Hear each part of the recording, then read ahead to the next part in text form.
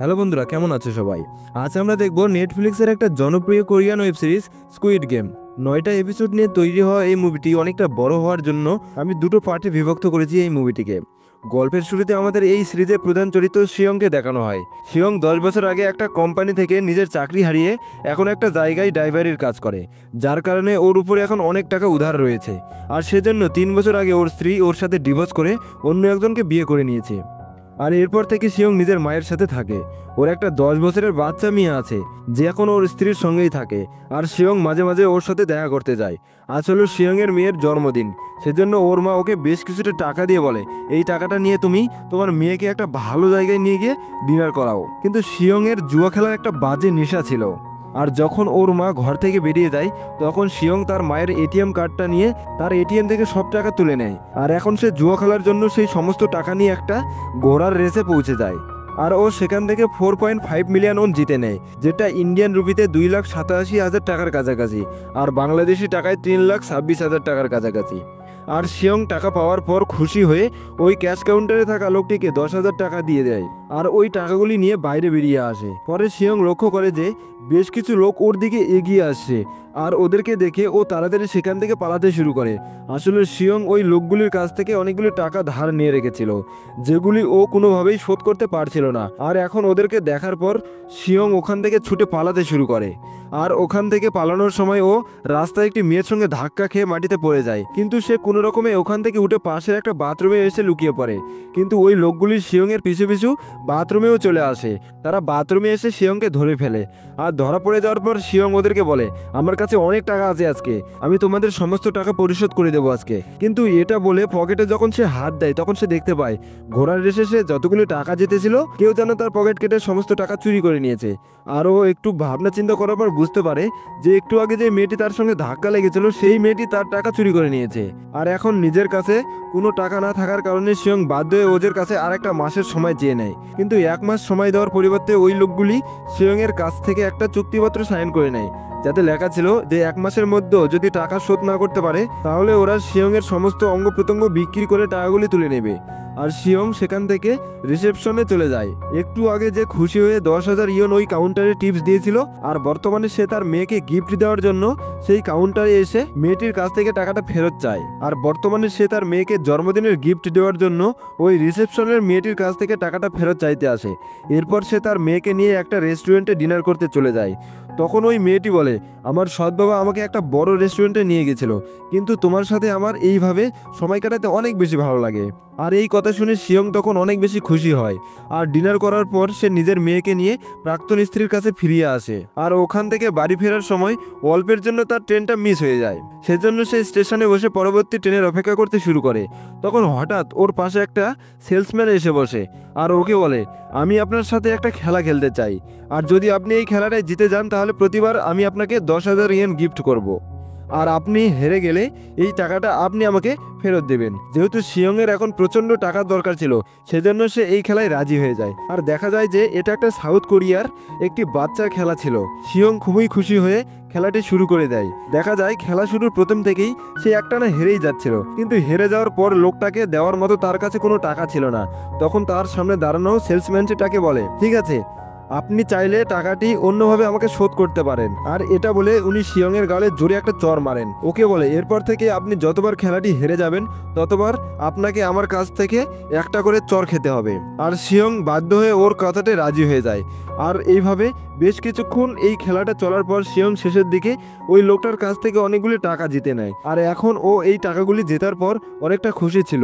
আর ওই লোকটা শিয়ংয়ের হাতে এই কার্ড দিয়ে বলে, যদি তুমি ছোট ছোট এইরকম খেলা জিতে টাকা রোজগার করতে চাও তাহলে এই কার্ডের দেওয়া নাম্বারে যোগাযোগ করো। কিন্তু শিয়ং ওর কথায় রাজি না হয়ে বাড়ি ফিরে আসে। ঘরে ফেরার পর ও নিজের মাকে সংসার চালানোর জন্য বেশ কিছুটা টাকা দেয়।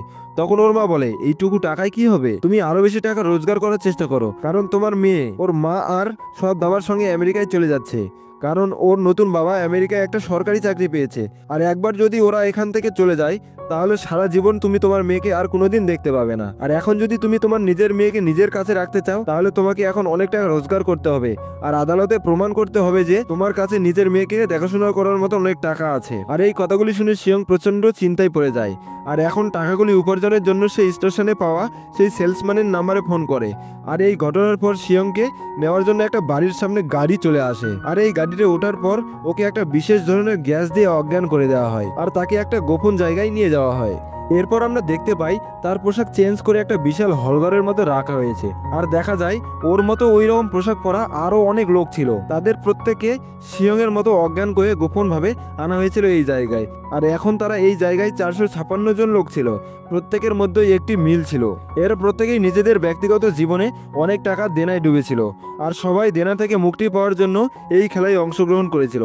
এবং শিয়ং খেয়াল করে যে এই সমস্ত খেলোয়াড়দের মধ্যে একজন বৃদ্ধ লোক ছিল যার জার্সি নাম্বার ছিল 101। তখন শিয়ং ওই লোকটিকে বলে, এত বয়স হয়ে যাওয়ার পর আপনাকে এখানে আসা উচিত হয়নি, এখানে আসার বদলে আপনাকে তো এখন নিজের পরিবারের সাথে সময় কাটানো উচিত ছিল। কিন্তু তখন ওই বয়স্ক লোকটি জানায় ওর নিজের পরিবার বলতে কেউ নেই, এছাড়া ওনার ব্রেনে একটা টিউমার রয়েছে যেই কারণে উনি মাঝে মধ্যেই সমস্ত জিনিস ভুলে যান। আর ওই টিউমারের জন্যই উনি অল্প কিছুদিন পর মারা যাবেন। এখন এই ঘরের মধ্যে থাকা লোকজন কেউই বুঝে উঠতে পারছিল না যে ওদেরকে কি করতে হবে। তখন দেখা যায় এই সমস্ত লোকজনদের মধ্যে জ্যাং নামে একটা ছেলের সাথে সেবক নামের একটা মেয়ের ঝামেলা বেঁধে গেছে। কারণ একটা সময় ওরা দুজন একসাথে কাজ করত, কিন্তু পরবর্তী সময়ে নিজেদের মধ্যে ঝামেলা হওয়ার কারণে ওরা দুজন আলাদা হয়ে যায়। আর এতদিন পর এরা দুজন দুজনকে দেখতে পেয়ে আবার ঝামেলা শুরু করে ফেলে। একটু ভালো করে লক্ষ্য করার পর শিয়ং দেখতে পায় যে এই মেয়েটা সেই মেয়েটা যে মেয়েটা শিয়ংয়ের কাছ থেকে টাকা চুরি করেছিল। সেজন্য এখন শিয়ংও ওই ঝামেলার মধ্যে ঢুকে যায়। ওই মেয়েটার কাছ থেকে সে নিজের টাকা ফেরত চাইতে শুরু করে। কিন্তু তখন দেখা যায় ওই ঘরের মধ্যে বেশ কিছু মুখোশ পরা লোকজন ঢুকে গেছিল। ওরা প্রত্যেকেই এই জায়গার কর্মচারী ছিল। এই জায়গা দেখাশোনা করা এবং সেই খেলা পরিচালনা করার দায়িত্ব এদের হাতে ছিল। এখানে দেখা যায় ওদের পুরো শরীর এবং মুখ সম্পূর্ণভাবে ঢাকা ছিল। এরপর ওই মুখোশ পরা লোকগুলি এদেরকে জানায় তোমাদের 6 দিন ধরে 6টা আলাদা আলাদা গেম খেলতে হবে, আর যে এই 6টা খেলায় জিতে যাবে তাকে অনেক বেশি টাকা পুরস্কার দেওয়া হবে। আর এখন যদি তোমরা এই গেম খেলে টাকা উপার্জন করতে চাও তাহলে নিজের ইচ্ছায় একটা চুক্তিপত্র সেই সাইন করতে হবে। আর দেখা যায় এই চুক্তিপত্রের উপরে মাত্র এই খেলার 3টা নিয়ম লেখা ছিল। প্রথম নিয়ম, কোনো প্লেয়ার নিজের ইচ্ছায় এই খেলা ছেড়ে বেরোতে পারবে না। দ্বিতীয় নিয়ম হলো যদি কোনো প্লেয়ার খেলা না খেলতে চায় তাকে এলিমিনেট করা হবে, অর্থাৎ বাদ দিয়ে দেওয়া হবে। আর তৃতীয় নম্বর নিয়ম হলো এখানে মেজরিটির কথা শোনা হবে, অর্থাৎ বেশিরভাগ প্লেয়ার যেটা চাইবে সেটাই করা হবে। এরপর দেখা যায় খেলোয়াড়রা নিজেদের ইচ্ছায় সেই চুক্তিপত্র সাইন করে এবং এই খেলায় রাজি হয়েছিল। আর দেখা যায় ভিতরের কন্ট্রোল রুমে সিসিটিভি ক্যামেরার মাধ্যমে প্রত্যেকটি প্লেয়ারের উপর নজর রাখা হয়েছিল। আর এখানে এই সমস্ত এমপ্লয়ীদের বস ছিল যার নাম হচ্ছে ফ্রন্টম্যান। আর উনি এদের থেকে আলাদা একটা বিশেষ ধরনের মুখোশ এবং পোশাক পরেছিলেন। এবার দেখা যায় প্রথম খেলা শুরুর জন্য এদেরকে একটা মাঠের মধ্যে নিয়ে আসা হয়। আর ওই মাঠে যাওয়ার পর শিয়ং নিজের ছোটবেলার বন্ধু সাঙ্গুকে দেখতে পায়। আর ওকে এই জায়গায় দেখে শিয়ং খুবই অবাক হয়ে যায়, কারণ সাঙ্গু ছোটবেলা থেকেই খুব মেধাবী একটা স্টুডেন্ট ছিল। আর তখন শিয়ং ওকে বলে, আমি তো শুনেছিলাম তুমি একটি বড় আমেরিকার কোম্পানিতে চাকরি করছো আর ওখানে তুমি অনেক ভালো টাকা মাইনে পাচ্ছ, তবে তুমি এখানে কি করছো? তখন সাঙ্গু বলে, ঠিক আছে, এই ব্যাপারটা নিয়ে আমরা পরে কথা বলবো।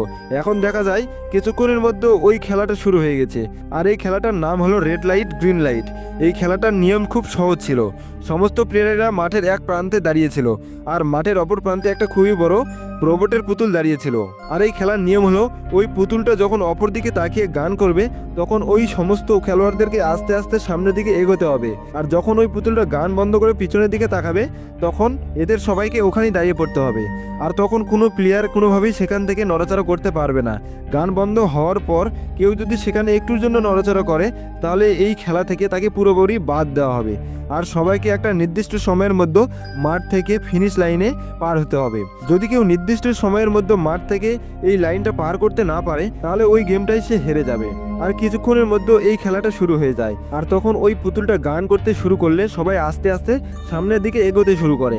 আর যখন ওই পুতুলটা গান বন্ধ করে পিছনের দিকে তাকায় তখন সবাই ওখানেই থেমে গেলেও একটা ছেলে কিছুক্ষণের জন্য নড়াচড়া করছিল। আর তখনই বিশাল জোরে একটা গুলির আওয়াজ আসে। আর দেখা যায় যে ছেলেটা শেষ মুহূর্তে নড়াচড়া করছিল তাকে এখানে গুলি মেরে ফেলা হয়েছিল, যে কারণে বাকি প্লেয়াররা প্রচণ্ড ভয় পেয়ে সেখান থেকে পালাতে শুরু করে। আর খেলার নিয়ম অনুসারে তখন সেখানে রেড লাইট ছিল, যার মানে কেউ সেখানে নড়াচড়া করতে পারবে না, যে কারণে যারা যারা ওখান থেকে ছুটে পালানোর চেষ্টা করেছিল তাদের সকলকে গুলি করে মেরে ফেলা হয়। আর যেটা দেখে বাকি সমস্ত খেলোয়াড়েরা প্রচণ্ড ভয় পেয়ে যায়, আর ওরা খুব ভালো করেই বুঝতে পারে যে এখানে খেলাটা অতটা সহজ না, আর এই খেলাটা থেকে যে সমস্ত প্লেয়াররা বাদ হয়ে যাবে তাদেরকে পুরোপুরি মেরে ফেলা হবে।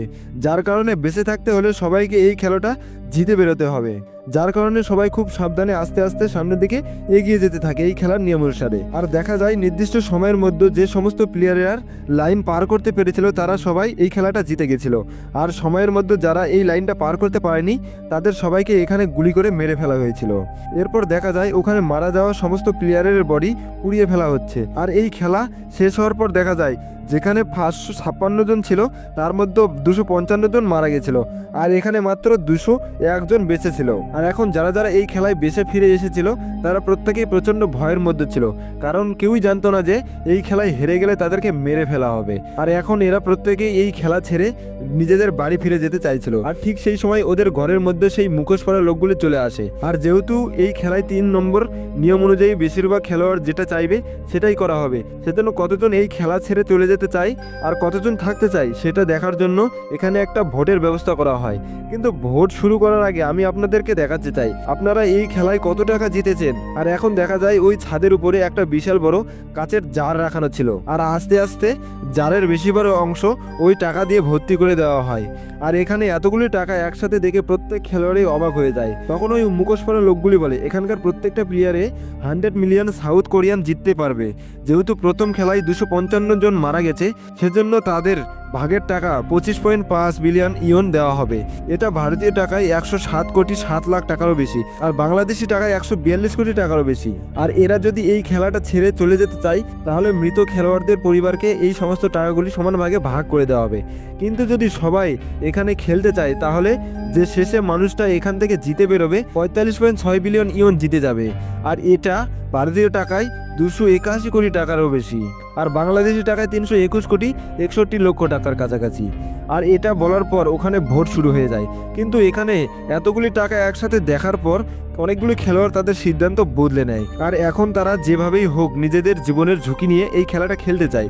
কিন্তু দেখা যায় বেশিরভাগ মানুষ এই খেলাটা ছেড়ে বেরিয়ে আসতে চাইছিল, তখন ওদের সবাইকে ওখান থেকে ছেড়ে দেওয়া হয়। কিন্তু ওই মুখোশ পরা লোকটি বলে তোমাদের সবাইকে আরও একবার খেলতে আসার সুযোগ দেওয়া হবে, তোমরা যদি চাও তাহলে আরও একবার আসতে পারো এই খেলায়। আর এখন প্রত্যেকটা প্লেয়ারকে তাদের হাত পা বেঁধে চোখ বেঁধে ওই শহরে ছেড়ে দেওয়া হয়। আর এখন দেখা যায় সেখান থেকে ফিরে আসার পর শিয়ং পুলিশকে সমস্ত ঘটনা জানাতে শুরু করে। কিন্তু ওখানে থানার মধ্যে কেউই ওর কথাগুলো বিশ্বাস করতে চাইছিল না যে কেউ ওদেরকে তুলে নিয়ে গিয়ে বাচ্চাদের গেম খেলাচ্ছিল, যেখানে এরা জিতে গেলে এদেরকে কোটি টাকার পুরস্কার দেওয়া হতো, আর হেরে গেলে ওদেরকে গুলি করে মেরে ফেলা হচ্ছিল। ওরা তখন সবাই মনে করছিল যে শিয়ং হয়তো পাগল কিংবা ও হয়তো নেশা করে আছে। তখন শিয়ং স্টেশনে দেওয়া ওই সেলসম্যানের কার্ডটা দেখিয়ে ওর নাম্বারে ফোন করতে বলে, কিন্তু ওই নাম্বারে ফোন করার পর দেখা যায় যে এই কার্ডটা ভুল নাম্বার ছিল। তখন এই কলটা অন্য একটা মেয়ে রিসিভ করেছিল, আর এটা দেখার পর শিয়ং হতাশ হয়ে পুলিশ স্টেশন থেকে বাড়িতে ফিরিয়ে আসে। আর ফেরার পরে সে রাস্তায় নিজের বন্ধু সাঙ্গুকে দেখতে পায়। দেখা যায় সাঙ্গু দূরে এক জায়গায় লুকিয়ে লুকিয়ে নিজের মাকে দেখছিল, কিন্তু ও কোনোভাবে নিজের বাড়িতে ফিরে যাচ্ছিল না। তখন শিয়ং ওকে প্রশ্ন করে তোমার কি হয়েছে, তুমি নিজের বাড়ি ফিরে যাচ্ছ না কেন, এখানে দাঁড়িয়ে আছো কেন?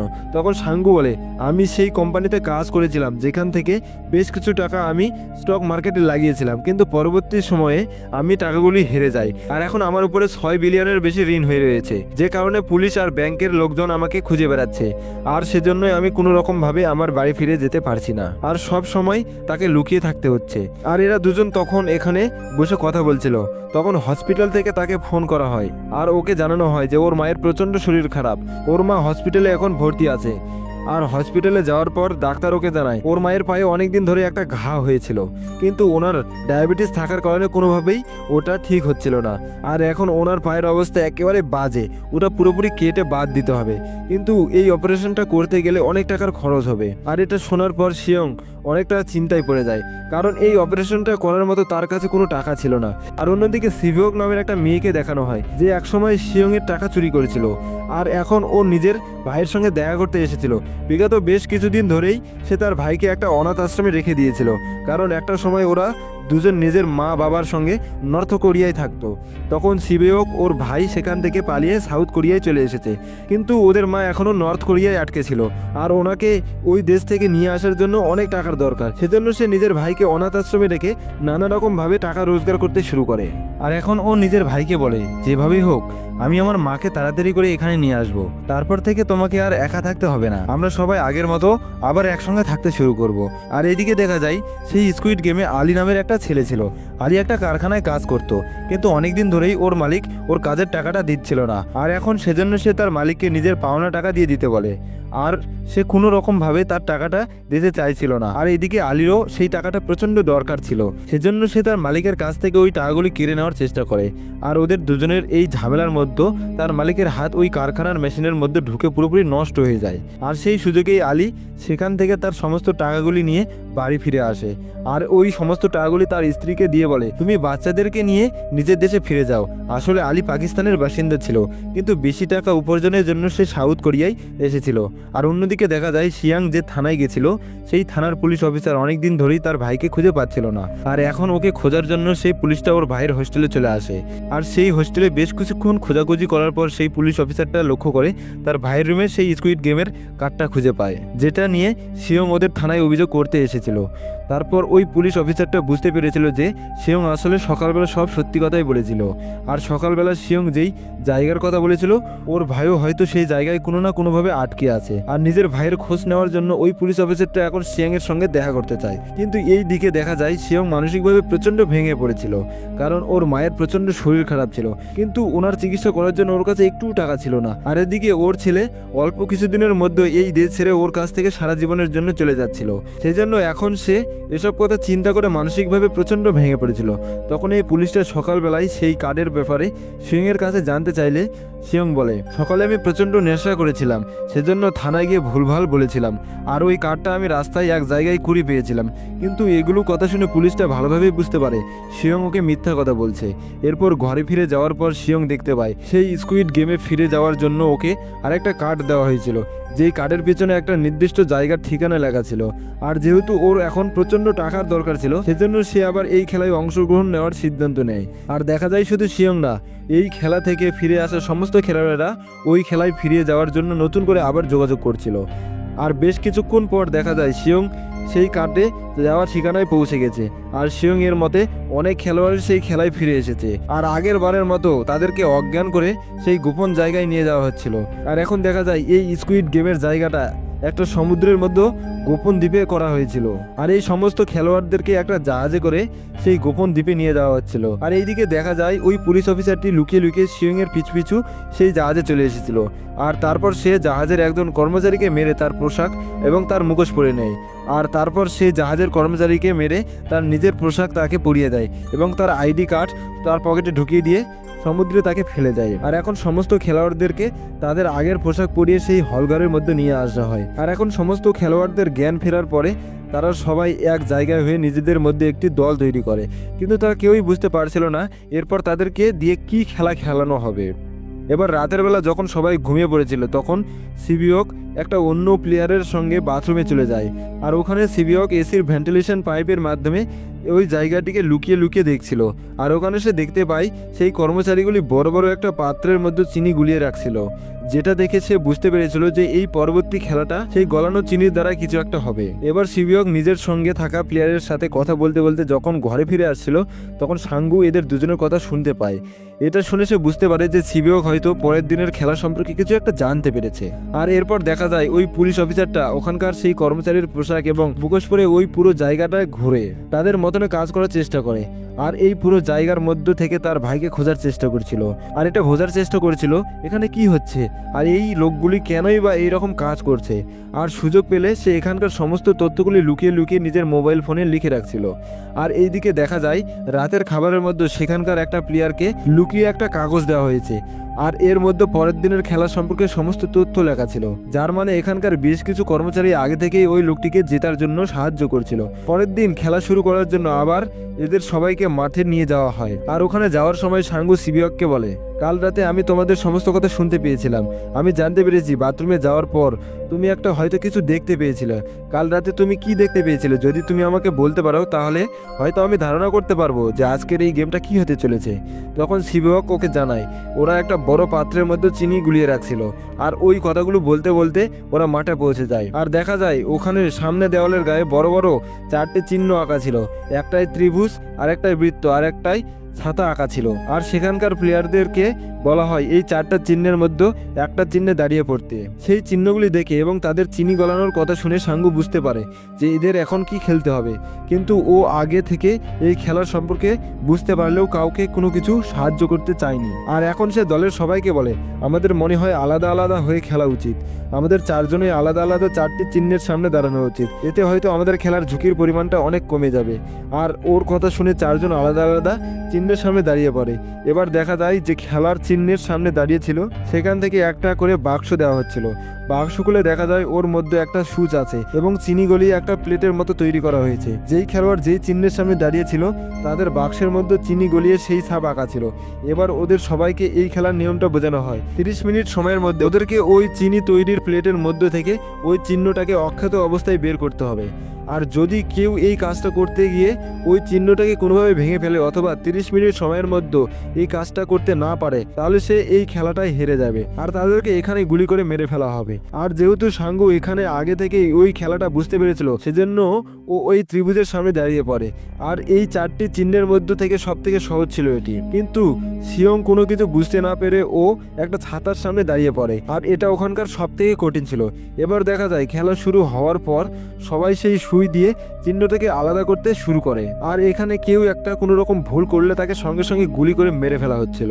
আর এই সব কিছু দেখে সিয়ং ওখানে প্রচণ্ড ভয় পেয়ে যাচ্ছিল, কারণ এমনিতেই ওই চিহ্নটা অনেকটা কঠিন ছিল। সিয়ং তখন দেখতে পায় সাঙ্গু এবং সব প্লেয়াররা তাদের চিহ্নটাকে খুব ভালোভাবে সেখান থেকে বের করে ফেলেছিল। আর এখন ওরা সবাই খেলা শেষ করে নিজেদের ঘরে ফিরে যাচ্ছিল। একটা সময়ের পর সিয়ং বুঝতে পারে যে এই রকম করে চেষ্টা করলে কখনো সময়ের মধ্যে এই চিহ্নটাকে আলাদা করতে পারবে না। তখন হঠাৎ ওর মাথায় একটা বুদ্ধি আসে এবং সে উল্টো দিক থেকে সেই চিনির তৈরি জিনিসটাকে চাটতে শুরু করে, যার ফলে ওই চিনিটা খুব সহজেই গলে যেতে শুরু করে। তখন ওই প্লেটের পাতলা জায়গাটা গলে গিয়ে চিহ্নটাকে খুব সহজেই বাইরে বেরিয়ে আসে। এবার শেষ মুহূর্তে সিয়ং কোনোভাবে খেলাটা জিতে যায়। এরপর দেখতে পাই সিয়ং এবং তার দলের সবাই এই খেলাটাই জিতে ফিরে এসেছিল। আর প্রতিবারের মতো যারা এখানে হেরে গেছিল তাদের সবাইকে গুলি করে মেরে ফেলা হয়েছিল। আর এখন এই খেলায় শুধুমাত্র 108 জন প্লেয়ার বেঁচে ছিল। এবার দেখা যায় ওখানে বেঁচে ফিরে আসা সমস্ত প্লেয়ারদেরকে খাবার দেওয়া হচ্ছিল, কিন্তু খাবারের মধ্যে শুধু একটা ডিম আর একটা সোডা ছিল, যেই খাবারটা সাধারণ মানুষের পক্ষে খুবই অল্প পরিমাণে ছিল। সেজন্য জ্যাং তার বাকি দলের প্লেয়ারদের সাথে দুবার দাঁড়িয়ে পড়ে আর 2বার খাবার নিয়ে নেয়। কিন্তু যেহেতু ওখানকার প্রত্যেকটা প্লেয়ারদের জন্য খাবার গুনে আনা হয়েছিল আর এখন ওদের কারণে শেষের 5 জন প্লেয়ার কোনোভাবে খাবার পায় না। আর ওরা যখন জানতে পারে যে জ্যাং এবং তার বন্ধুরা ওদের খাবার খেয়ে নিয়েছে তখন ওদের মধ্য থেকে একজন জ্যাংয়ের সঙ্গে ঝামেলা শুরু করে দেয়। কিন্তু জ্যাং তখন প্রচণ্ড রেগে গিয়ে সবার সামনে ওই ছেলেটাকে মারতে শুরু করে, মারতে মারতে তাকে মেরে ফেলে। এখানে দেখা যায় যখন ওই ছেলেটা মার খাচ্ছিল তখন এখানে কেউ তাকে বাঁচানোর চেষ্টা করতে আসেনি। অপরন্ত সে মারা যাওয়ার পর উপরে থাকা সেই জারের মধ্যে তার ভাগের টাকাটাও দিয়ে দেওয়া হয়। এরপর ওর ঘরের মধ্যে সমস্ত খেলোয়াড়রা বুঝতে পেরেছিল যে এখানে যদি একজন খেলোয়াড়কে মেরে ফেলা হয় তাহলে খেলার আয়োজকেরা কোনো রকম তাদেরকে আটকেবে না, বরং কোনো খেলোয়াড় মারা গেলে তার ভাগের টাকাটা সেই জারের মধ্যে রেখে দেবে। সেজন্য সবাই এখানে খুবই ভয়ের মধ্যে ছিল। আর এইদিকে দেখা যায় ওই সব খেলোয়াড়দের মধ্যে একজন ডাক্তার ছিল যাকে ওখানকার বেশ কিছু গার্ড এই খেলাটা জেতার জন্য সাহায্য করত, কিন্তু তার বিনিময়ে তাকে মারা যাওয়া প্লেয়ারদের অঙ্গ প্রত্যঙ্গ বের করে দিতে হতো, যেই অঙ্গ প্রত্যঙ্গগুলি দিয়ে সেখানকার কর্মচারীরা ওখানকার চাইনিজ মার্কেটে খুব ভালো দামে বিক্রি করত। আর এই টাকাটা ওরা নিজেদের মধ্যে ভাগাভাগি করে নিত। আর এখানে ওরা কাজের বাইরে এইসব এক্সট্রা ইনকাম করতো। আর এই পুরো কাজটাই তাদের আসল বস ফ্রন্টম্যানের কাছ থেকে তারা লুকিয়ে লুকিয়ে করতো। আর ভিতরে কন্ট্রোল রুমে এদের একজন লোক বসেছিল, যে সিসিটিভি ক্যামেরার রেকর্ড হওয়া এই সমস্ত ভিডিও ফুটেজগুলিকে সঙ্গে সঙ্গে ডিলিট করে দিত, যাতে কেউই এদের এইরকম গোপন কাজগুলি জানতে না পারে। এবার সেদিন রাতে ডাক্তারের কাজ শেষ হওয়ার পর এদের মধ্যে একজন কর্মচারী ডাক্তারকে একটা ডিম খেতে দেয়, যার মধ্যে পরের দিনের গেম সম্পর্কে সবকিছু লেখা ছিল। এরপর ওই গার্ডটা ডাক্তারকে বলে, আজ রাতে তুমি ঘরে যাওয়ার পর একটু বেশি সাবধানে থেকো, ওখানে তুমি একটা কোনো শক্তিশালী দলে ঢুকে যাওয়ার চেষ্টা করো, কারণ আজ সমস্ত খেলোয়াড়কে খুবই অল্প পরিমাণ খাবার দেওয়া হবে, যার কারণে খাবারের অভাবের কারণে ওরা নিজেদের মধ্যে ঝামেলা শুরু করবে। আর এটা এই খেলার একটা নিয়ম, যাতে ওরা সবাই একে অপরকে খুব তাড়াতাড়ি মেরে ফেলতে পারে। এভাবে ভিতরে ঢোকার পর ওই ডাক্তার জ্যাং এর বন্ধুদের দলে ঢুকে যায়, যার বিনিময়ে ও জ্যাংকে জানিয়ে দেয় যে পরের দিন তাদেরকে কি খেলা খেলতে হবে। এরপর দেখা যায় রাতে ঘরের আলো বন্ধ হয়ে যায় এবং সমস্ত শক্তিশালী খেলোয়াড়েরা সব দুর্বল খেলোয়াড়দেরকে মেরে ফেলতে শুরু করে, যেখানে আস্তে আস্তে বহু নিরীহ খেলোয়াড় মারা যেতে শুরু করেছিল। কিন্তু সাঙ্গু এবং তার দলের সমস্ত খেলোয়াড়রা কোনো রকমভাবে একত্রিত হয়ে নিজেদেরকে বাঁচিয়ে নিয়েছিল। আর ওরা সিবিওক নামের এই মেয়েটিকে তাদের ঝামেলার হাত থেকে বাঁচিয়ে নিজেদের দলে ঢুকিয়ে নেয়। আর বন্ধুরা, এই পুরো সিরিজের গল্পটা একটু বড় হওয়ার জন্য আজকের গল্পটা এখানেই শেষ করছি। আর পরবর্তী ভিডিওতে আমি এই সিরিজের বাকি গল্পটা শেষ করে ফেলবো। আর আজকের মতো ভিডিওটা এখানেই শেষ করছি। যদি ভিডিওটা তোমাদেরকে ভালো লেগে থাকে অবশ্যই ভিডিওতে লাইক করে চ্যানেলটাকে সাবস্ক্রাইব করে দেবে আর কমেন্টে জানিয়ে দেবে। আর চ্যানেলে নতুন হয়ে থাকলে অবশ্যই চ্যানেলটাকে সাবস্ক্রাইব করবে। তো চলো, দেখা হচ্ছে নতুন একটা ভিডিওর সাথে। জয় হিন্দ, জয় ভারত।